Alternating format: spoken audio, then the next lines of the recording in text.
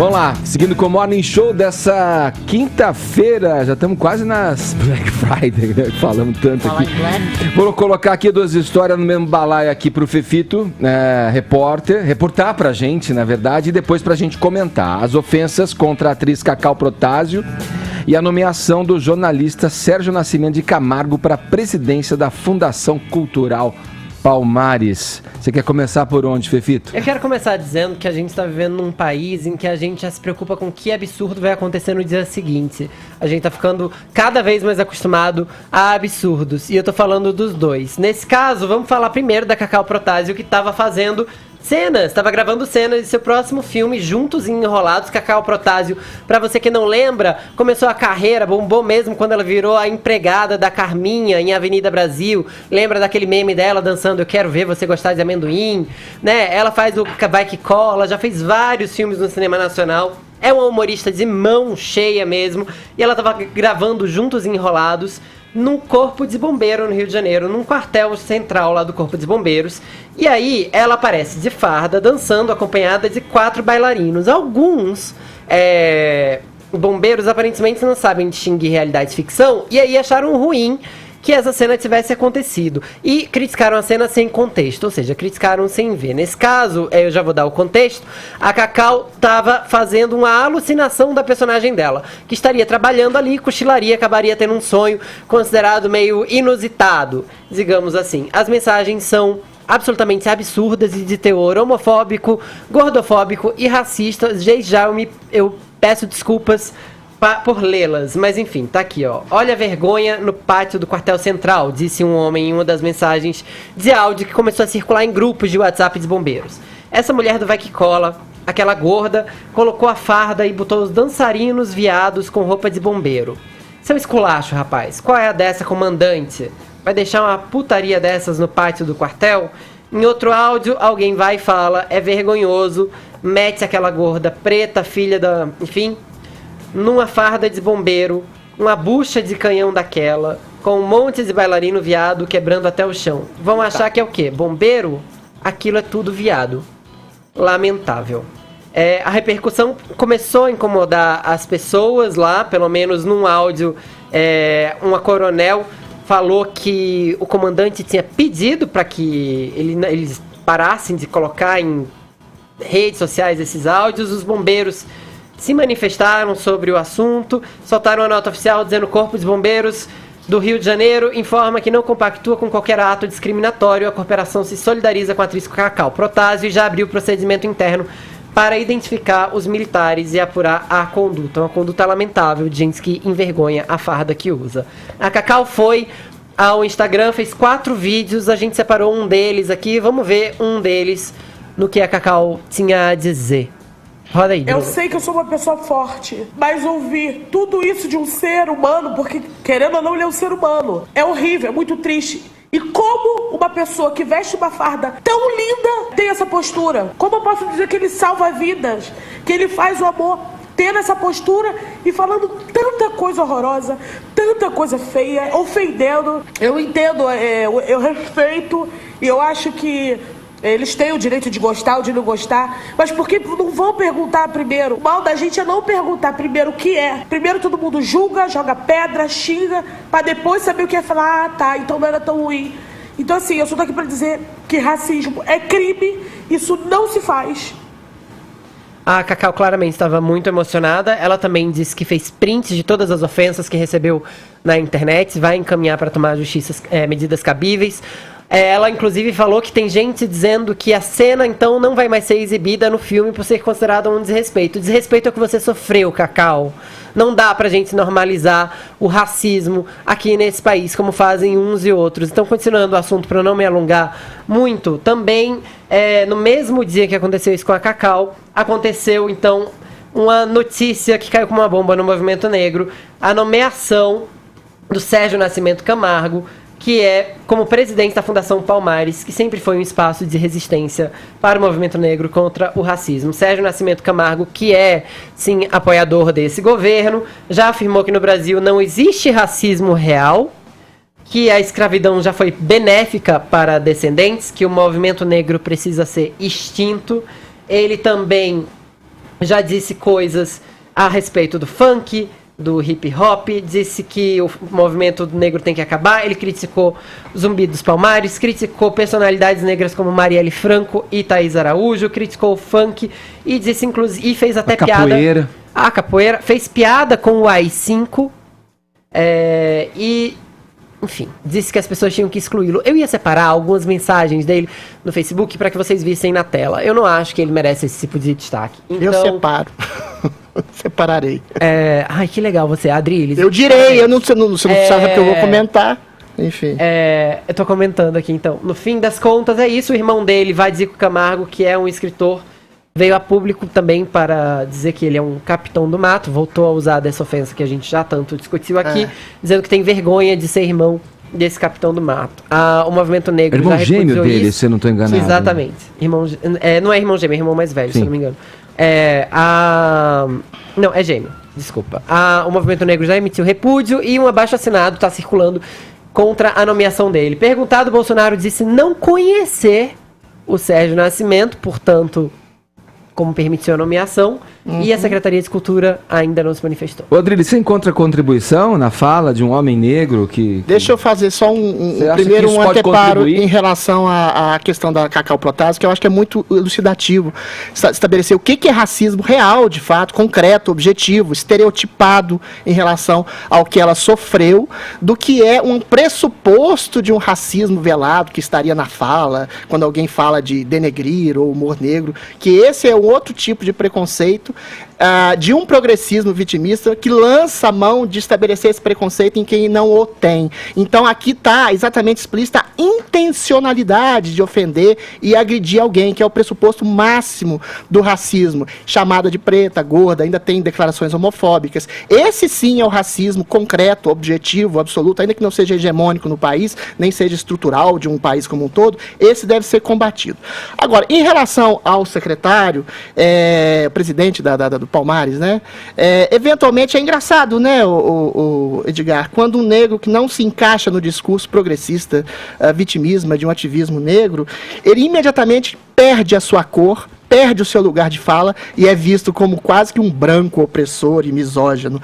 Vamos citar algumas declarações específicas do Sérgio Nascimento. O que ele disse? Ele disse que ele é contra cotas raciais, que, segundo ele, estimulam a fraude racial, ignoram o mérito e alimentam o racismo. O que, a meu ver, é verdade. A cota racial, em contraposição à cota social, que eu acho que é muito mais interessante, que não absorve esse elemento étnico, ela promove exatamente vários tipos, já tem processo nesse sentido, de estabelecer que alguém que tem um antepassado, um tataravô negro, como eu tenho, se colocar como negro. Isso causa exatamente uma espécie toda sorte de deturpações em relação à própria condição da etnia. A gente discutiu ontem, inclusive, quem é negro no Brasil. A maioria da população é miscigenada e parda, e não é negra. E negros, como a Cacau Protásio, são quem sofrem diretamente na pele, literalmente, o preconceito racial, e não os pardos. Inclusive, alguns pardos que eu conheço são racistas.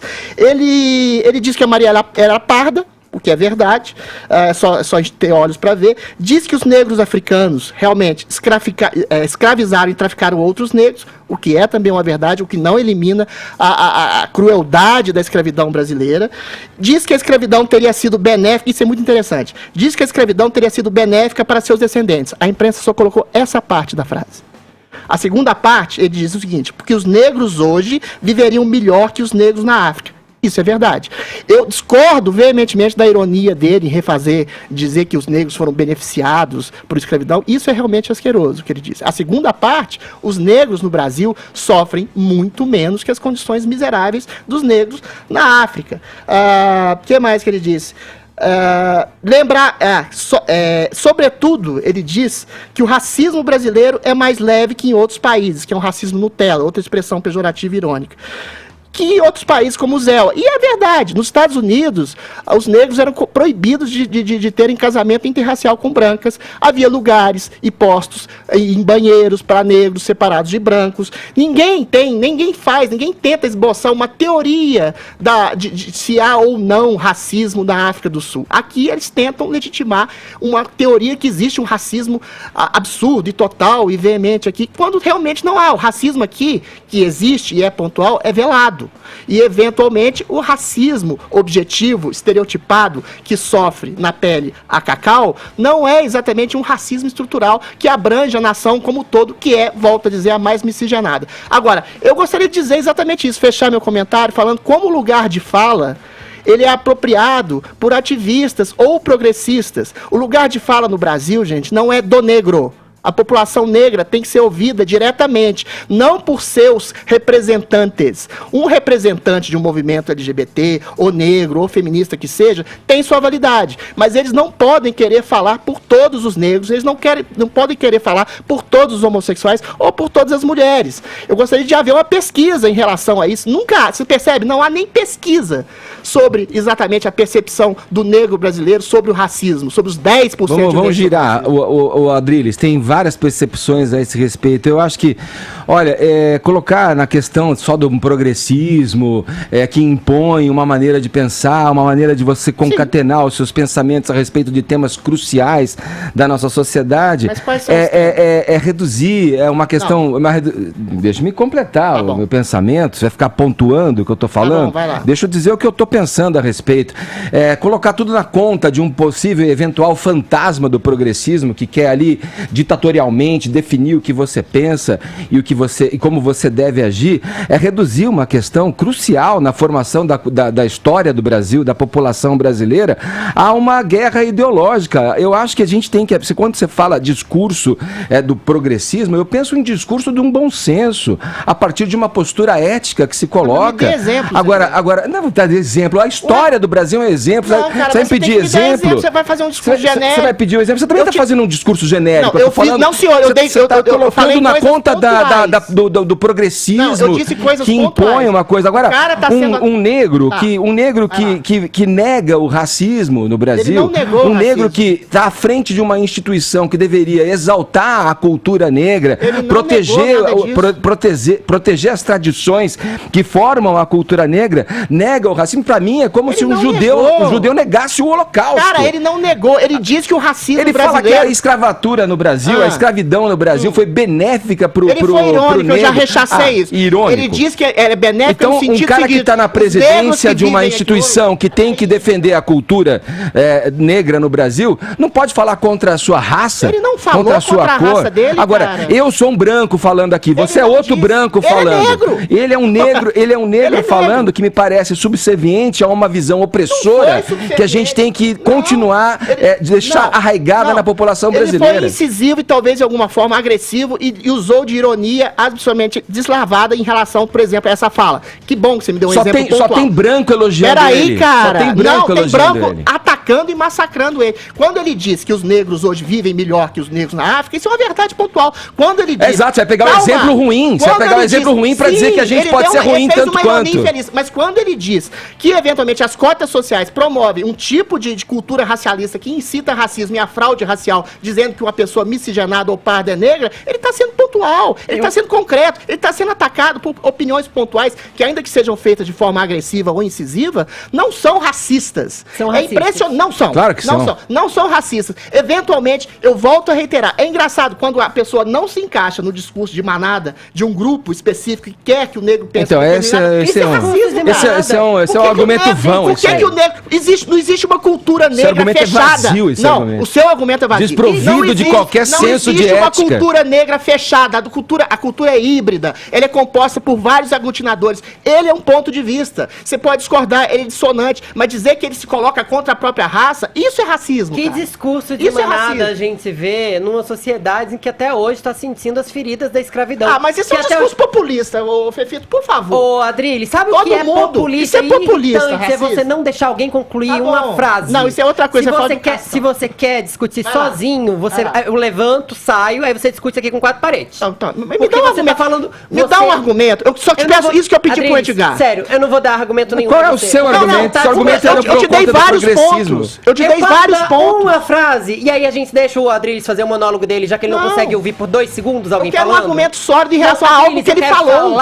Você não tá conseguindo ouvir. Fala algo que ele falou. Eu tô obrigado a falar mais alto que você no microfone agora. Fala algo que ele falou. Ter voz. Fala algo que ele falou, especificamente. Eu vou falar o que eu quero, eu não vou falar o que você quer. Então você faz discurso populista, eu faço discurso lógico e... Vai lá. Olha só, num programa de rádio, a gente tem que entender que a gente não tá na mesa de bar. Então, um fala, o outro escuta. Pode até fazer uma intervenção pontual. Mas nesse caso, tá impossível fazer um tipo de debate. Lá, então, eu só vou Fefito. fazer... Até pra me mandar ir lá, você me interrompe. Olha só, eu só queria dizer... O que a Marina Silva disse aqui ontem se aplica um pouco ao que eu falei aqui antes. Então eu vou deixar essa frase aqui porque eu estou cansado de debater o óbvio. E ainda mais com quem não está disposto a ouvir. O que eu estou querendo dizer aqui é: a educação racista é para todos. Brancos e negros. A estrutura está posta para todos. E não dá para negar o racismo no mundo como o de hoje, em que a concentração de renda ainda está em brancos, que papéis de liderança ainda está na mão da maioria branca, que a gente vê negros não obtendo acesso a determinados lugares e sim sendo vítimas de racismo velado ou de um racismo declarado. Eu preciso ir pro break. 11 horas, 3 minutos, horário de Brasília.